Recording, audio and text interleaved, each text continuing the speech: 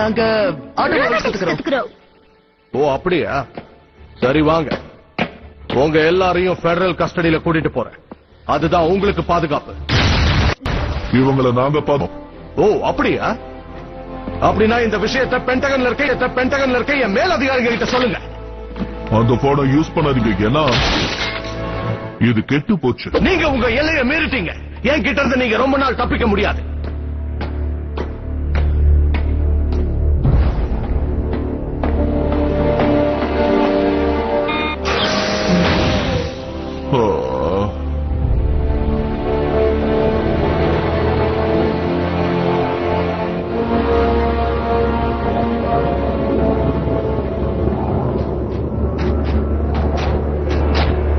Optimus, இந்த இடத்துல நாம என்ன தேடி வந்திருக்கோம்? விண்வெளி மண்டலத்திலேயே இதுதான் மிகப்பெரிய சைபர்ட்ரான் போர்க்களமா இருந்தது. என்ன பூமியா? நீ சும்மா விளையாட்டுக்கு தானே சொல்ற? போர் நடக்கும் போது நடந்த சம்பவங்கள் உனக்கு ஞாபகம் இருக்கா? 2 கிரகத்தை சேர்ந்தவங்களும் எனர்ஜான் நம்ம கிரகத்தை விட்டு வேறு கிரகத்துல பதுக்கி வச்சாங்க. ஞாபகம் இருக்கு. அதனாலதான் பூமி மாதிரி கிரகத்துல எனர்ஜான் நமக்கு இன்னமும் கிடைச்சுக்கிட்டு இருக்கு. அதே எனர்ஜான் தான் இந்த மாதிரி பெரிய பெரிய கிரகங்கள்ல போர் நடக்க காரணமா இருந்திருக்கு.